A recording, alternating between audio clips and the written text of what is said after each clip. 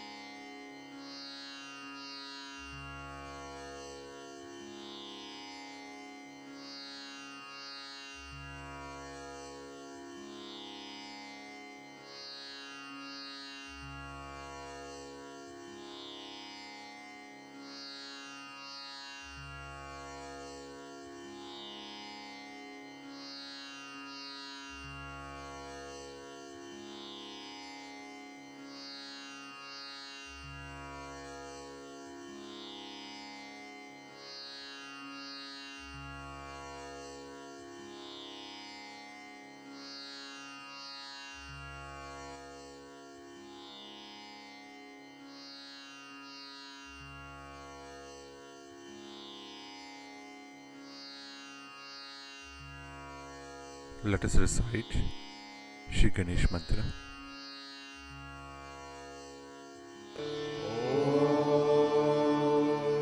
त्वमेव साक्षात् श्री गणेश साक्षात् श्री आदिशक्ति माताजी श्री निर्मला देवे नमो नमः।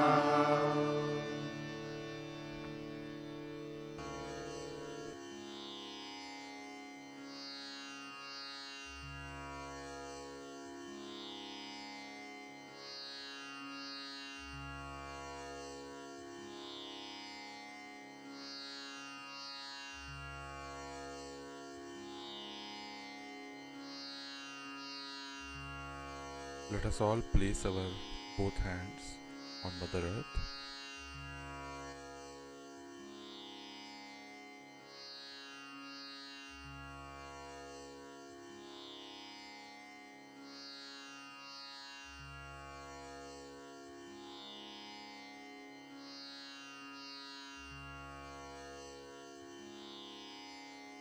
Shri Mataji,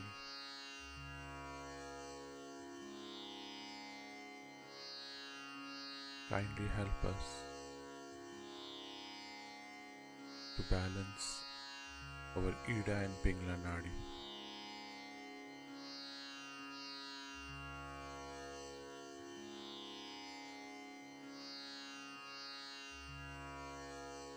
Shri Mataji,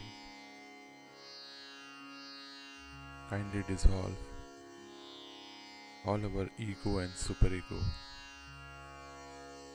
all the guilt and the aggression,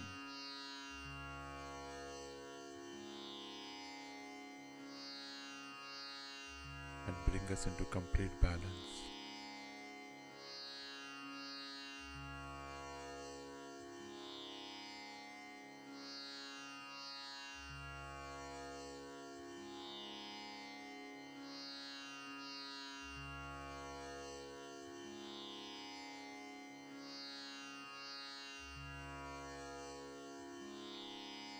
Left hand back in our lap, right hand on our heart.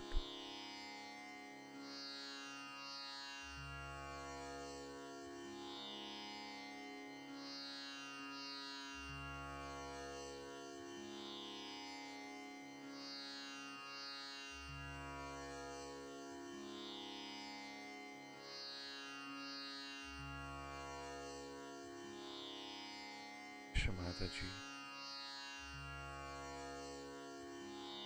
kindly help us establish faith in our hearts. towards Sahaj Yoga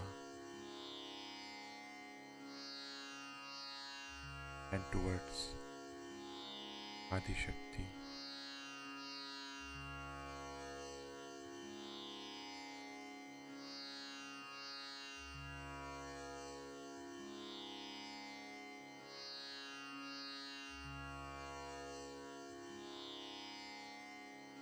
Let us bring our attention in our Sahasrara.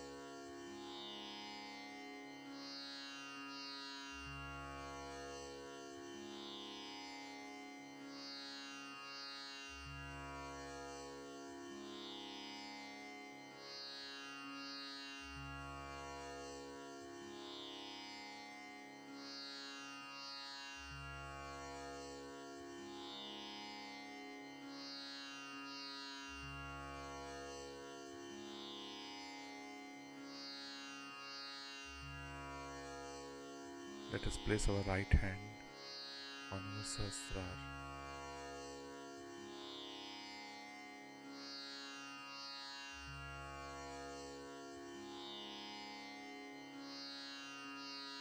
Shri Mataji,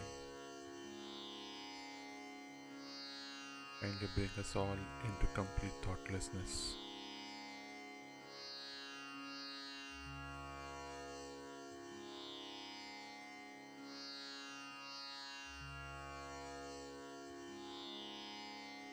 Both hands back in our lap.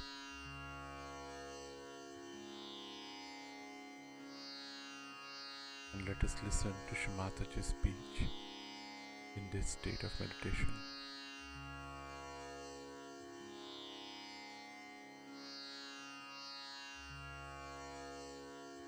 About Sahaja culture, alright? Sahaja culture, I explained to you what is a Sahaja culture is, in which you have to grow. Then last night, where's Judy? She's there. Come in, sit down. There, let him sit. Then last night, I talked to you about ego. That how ego manifests itself and how it is difficult to get out of the ego. It's easy to get out of the conditioning superegos, but very difficult to get out of ego, because ego aggresses others, doesn't trouble you at all, and you enjoy that aggression. See? Now, today I want to tell you about how ego has been historically, traditionally torturing people around. So you will see the manifestation of this ego, and then you will know that if you are playing anything, any role with your ego, you could be a part and parcel of that destructive force. So to begin with, we'll see now, when this ego started growing in man, first of all, see, it started growing with the protection. Don't put any ice in the Coke, alright? No, there's no ice in this one, but next one, it's good, the other food, it will be alright. So, it's alright, Christine, it's alright. The pituitary, which is within us, started growing when we raised our head like this. When we are animals, our heads were like this. At that time, the pineal body, as it is called, was very powerful. They say in human beings the pineal doesn't work out. It's not true. It does. But they don't know how it works. Come along. Nice to see you. All right. So, this pineal body within us was very active when we were animal state. But when we raised our head, you see, a chemical change took place within ourselves, in the sense that our brain started growing in a pyramid, which I have told you how, with the parallelogram of forces and all that, it has started growing into a pyramid. And when it became like that, you see, because it was only the pineal body looking after the superego, up to the animal kingdom, up to the kingdom where the animals sort of became more sort of humanized. Then the ego started growing. It's the only animals who can use the matter. Human beings can use the matter, not the animals. Animals cannot use the matter for their own purpose. When they started aggressing the matter, the ego started developing, and we developed this, what you call the pyramid of our brain. We started growing more and more and more and more like this. But when it reached its height, then we started using our ego more. We didn't stop at that point. We started moving on the other side. So this went down and it covered it completely like that. That's why we say the pineal body in the human beings doesn't work. It functions, no doubt it functions. As a result of that, you see, when we saw this ego was growing, as a result of that, people felt extremely overconfident. What's wrong? Business started long time back. It's at the time of Columbus. As I said, if Columbus had come to India, he would not have seen me here. He would have finished all the Indians there. Not him. He was a very nice man, but those who followed him. In the same way, this ego started destroying people, and they had an idea for triumph and killing people, occupying lands, occupying territories, accumulating wealth, went on and on and on and on this level. Then from there, they started, when the marriage system started in a proper way, again the aggression started on the women, and now the women are aggressing men like that. It all became so aggressive. But when you aggress, you don't see that you are aggressing. This is the problem of the egoistical person. Though he may be a seeker, though he may be a very genuine seeker, but if he is in the area of ego, he never feels his own catches, because the ego is in between, the reality in himself. So he cannot see his own catches. He cannot see how he is aggressing others, and he doesn't see how he is hurting others, troubling others, torturing others. And such a person can be extremely arrogant, extremely strangulating. This is what happens when you get cancer also. When you get the cancer, what happens? It starts with the left side, no doubt. But when it comes into the person, then he becomes a person who is vulnerable to a disease, or a disease where the person is aggressed. The person is aggressed. The cells of the body first develop the aggression. We call it malignant. When this cell comes in contact with others, that also becomes malignant. So that's how the malignancy spreads. And when it spreads, what happens? That supposing in the nose there are some cells which become malignant. So they start obstructing other organs to grow. The only nose will start growing like that. You mean to say, not outside but inside. So they aggress. You see, the aggression starts, and they lose complete control with the whole, because there is no coordination with the whole. They don't see that the whole has to grow together, and not only the nose and not only the eyes, isn't it? And this breaking from the collectivity is the first sign when you find a Sahajogi behaves in a funny way, that if he is breaking from the collectivity, then he is nothing but an egoist. No doubt about it. By any argument, by anything. But a person who is a superego fellow will stick on to the collectivity. Will try to be very close to the ashram, will be very close to us, very much here, around it. Even if you said we don't want to, it will be there. Why? Because it realizes that it is aggressed, and also it realizes that it can be sly. So when a left-sided person enters into an ashram, that person would be very nice, quiet, sweet, everything. But the entities, the bhoots in him, will aggress the people slyly. They'll torture him. But those people can be cured very easily because they are troubled and tortured themselves. But those who are egoistical will be very difficult for them to get out of. That's why I've been talking about ego yesterday and today. Now you can see all aggression, the manifestation. What's wrong? Say now, I was talking about the chemicals. Now, how did you discover these chemicals? It is through your ego, through your science. Now, if the science is not related to God or to the whole, then you go like that.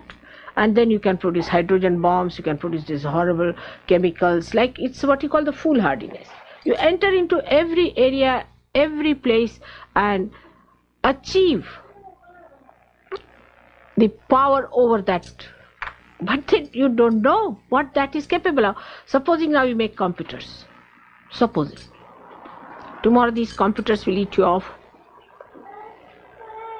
I must tell you now there's a new disease I have discovered in people, that their conscious mind overpowers them. There was a fellow who was like this, very egoistical. He didn't believe in God also. He's an Indian and he met with an accident. His wife is a doctor, she's a friend of mine, she brought him to me. In my presence he got up and walked off nicely, everything. But on his own, whenever he wanted consciously to do it, he couldn't even raise his leg. Can you imagine? So with these egoistical people, now a new disease is coming that consciously they cannot do anything. They cannot do anything. This will come. I'm promising you now. Or I'm warning you now. As I warned the people who were going left-sided, that you will have a horrible disease, and this is the new disease for all the egoists, that consciously they won't be able to move, they'll be mute, sitting there only, their ego will take over. It's a very dangerous era when you are born, you must know. This is the time you are precariously placed. Either you get to God or you go to hell. There's nothing in between. So a new disease will come very soon. There's no insanity in it. Nothing, you'll be quite alert, but you can't move your hands. Your whole nervous system refuses to work. That's going to come. Very soon it will manifest. You have seen that egoistical people have been going on like Hitler and all that, and they have destroyed the world, and they have done so much harm to our value system. In subtle way we say that all this manifestation of 25 years of all this horrible hell they have created for us is because of the wars. Because of the wars. But these wars and things, even if you avoid, by some chance you avoid it, still if ego is there, it will manifest itself. If you avoid it outside, it will manifest inside, and then you will find that you can't just move. You can't blink, you can't sleep, you can't move your hands. Even now people can't sleep, many. And I don't want Sahaj Yogis to suffer from that horrible disease. And Western people are more liable to that kind of a thing. The Sahaj Yogis who are trying to get out of the collectivity, who are asserting their ego under the name of bhoots or whatever it is, should understand that it is 99% it is ego within us. And that ego has to be faced. Oh, I have an ego, I feel guilty. Then all right, you put it back here, all your ego. That's not the way. That's not the way you will do it. Today you are very active, working very hard, doing this. Tomorrow you'll find you'll be just immobilized. You can't move. And persons don't care in this country, as it is even for people who are all right. But you'll become like old people who cannot move, who see everything, know everything, who are conscious. At a very young age this will happen. The slightest accident, with slightest disturbance, you will just trigger off to that area where you will be absolutely like a mute person sitting. You can't move your finger, you can't hold anything. You will not be in a coma. Coma happens to people who take pills and things to go to the left, like drugs and things which take you to the left. But those who are right-sided, you will not be in coma. That's one thing. It's a curse. You will see everything, you'll be alert, you'll be knowing everything, but you can't even turn your head. Take it from me. That's coming very soon. You may be talking, you may not be talking. It can go to that level. Slowly, slowly you will find your body will be immobilized. People don't understand what dangers ego can have. It's not now the aggression outside so much, because it goes into left Vishuddhi, and this left Vishuddhi will create this horrible disease.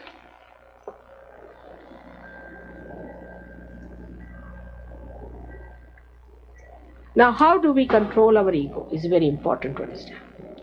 First of all, you must write your names and beat yourself with shoes for 108 times to begin with. Secondly, discipline yourself.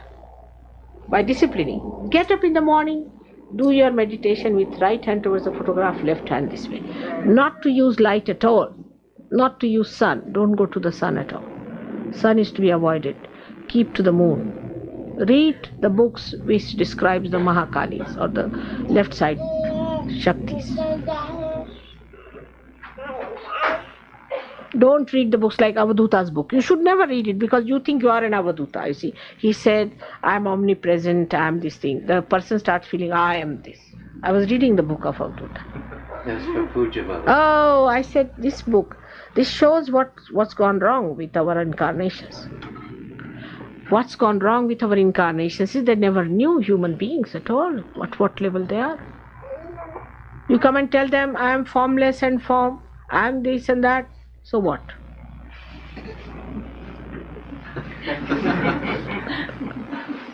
If you are that, all right. I am compassion, I am love, I am this, I am that. So what? How do you fill in these cups? You have to come down to a human level. That's what they did not try. And that's why it's all a waste. I think on the contrary, everybody thinks I am God, I am Brahma. Brahmasmi. Shivoham.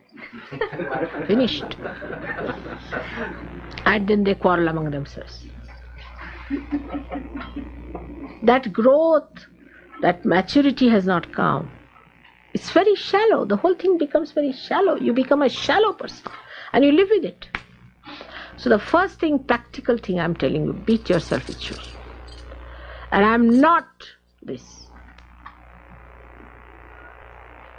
Like that, you have to start first of all telling yourself.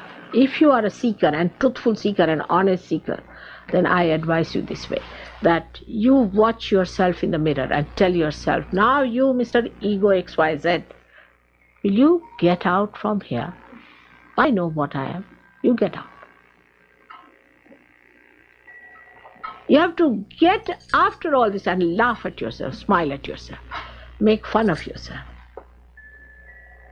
That's the best, and never feel hurt. If anybody says you're egoistical, and then you will say, I know. Finish. I know. If you know you are egoistical, then how do you go further with it?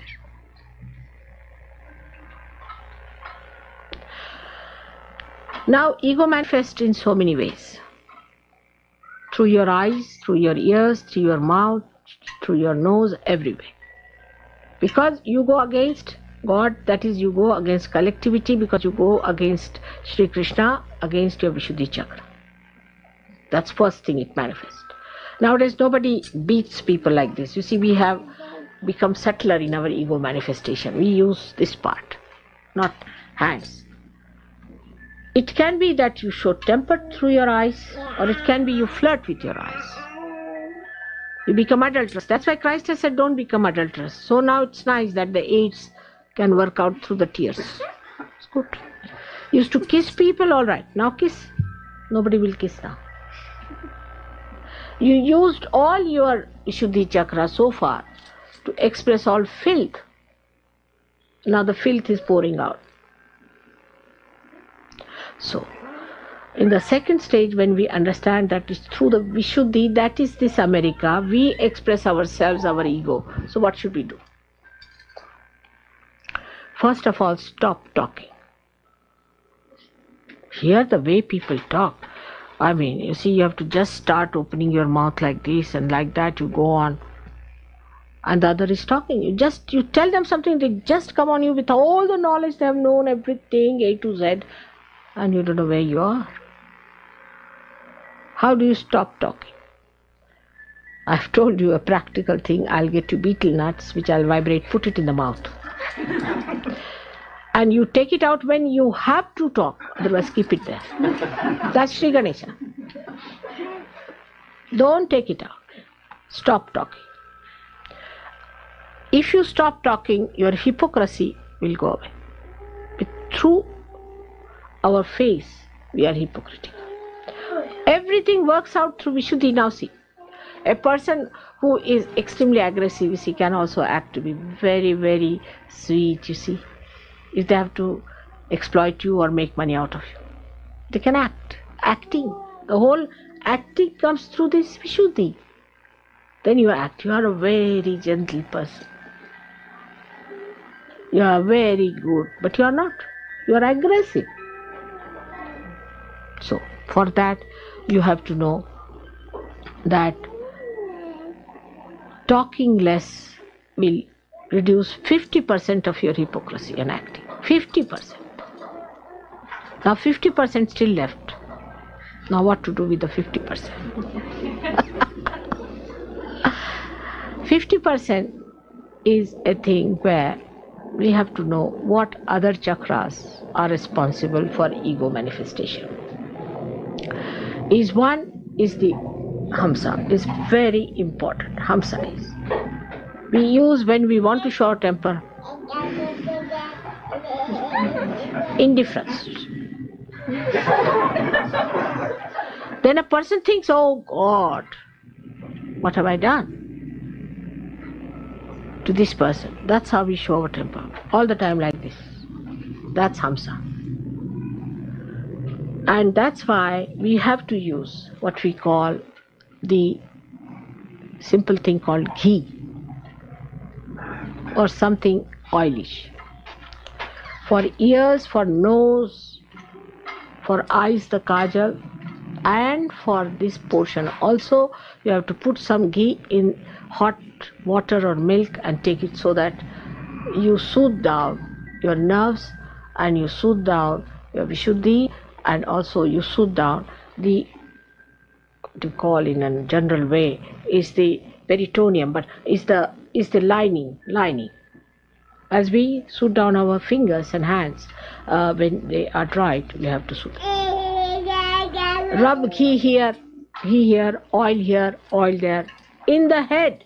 Now the modern style is not to put oil in the head. You will become balded gentleman. Of course, you can still act like Yul Brynner, but he died of cancer.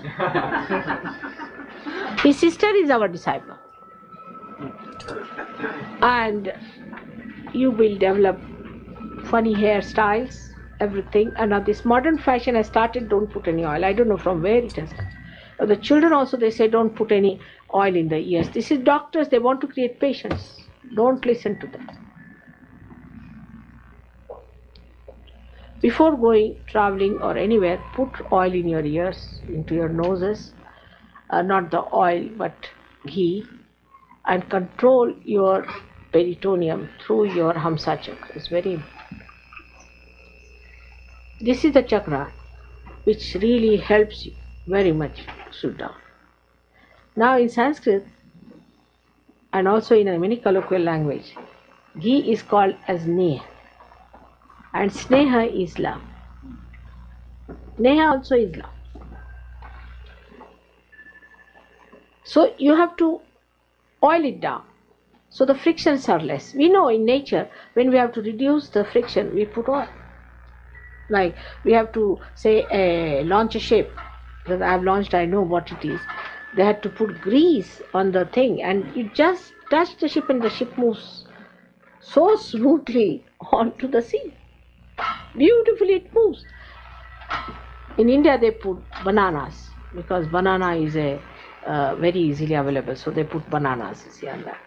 And here they use grease. In England, for example, they use grease.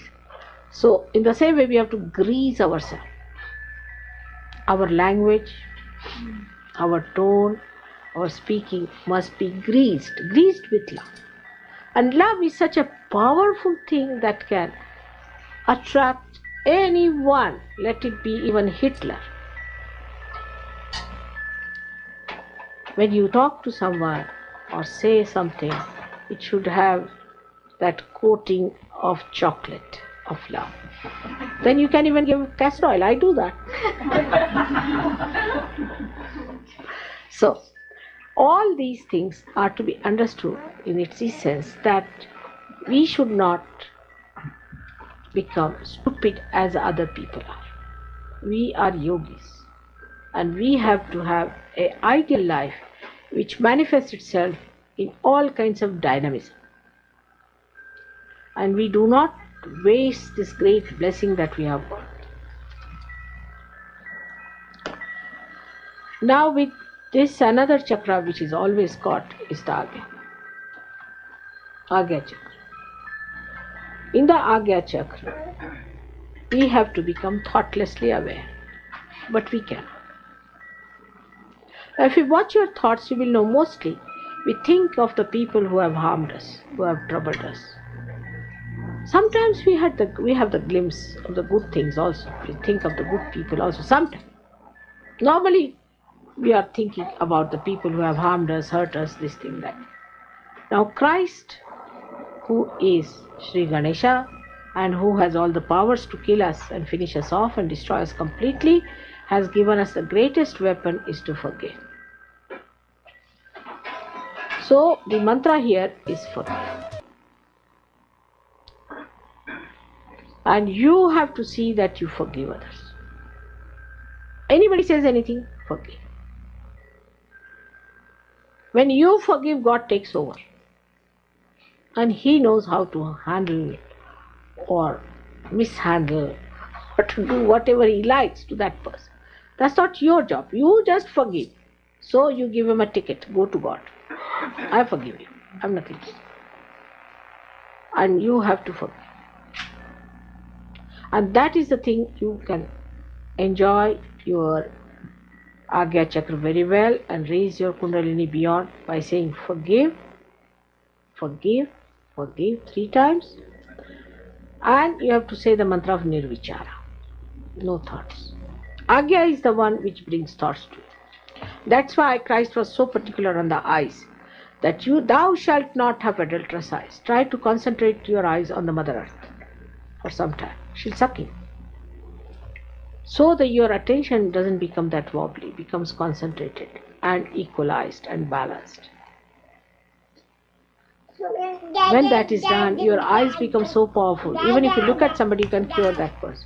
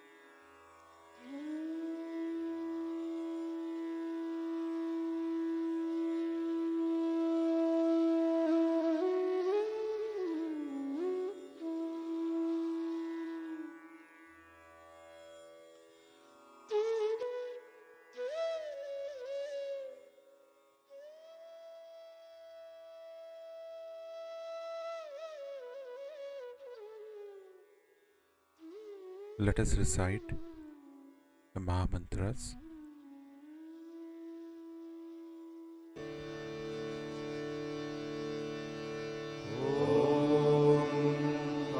त्वमेव साक्षात् श्री महालक्ष्मी महासरस्वती महाकाली त्रिगुणात्मिका कुण्डलिनी साक्षात् श्री आदिशक्ति माताजी श्री निर्मला देव्यै नमो नमः। ॐ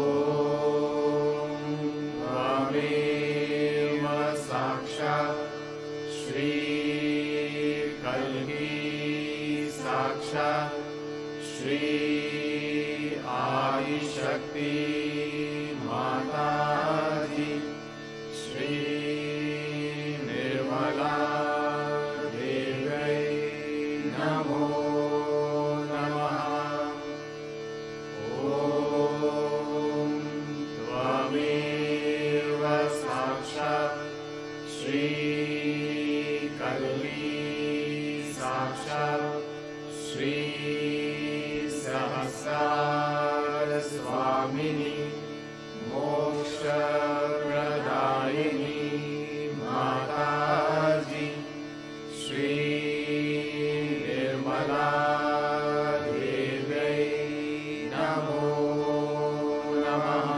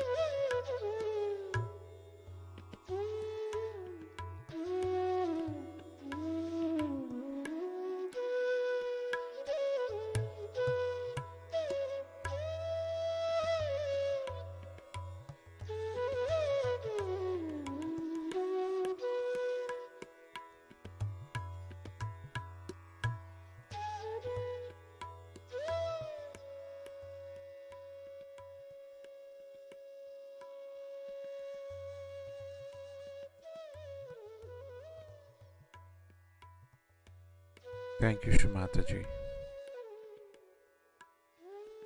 for this beautiful collective morning meditation. Let us all bow down to Shri Mataji, raise our Mother Kundalini, and put Bandhan.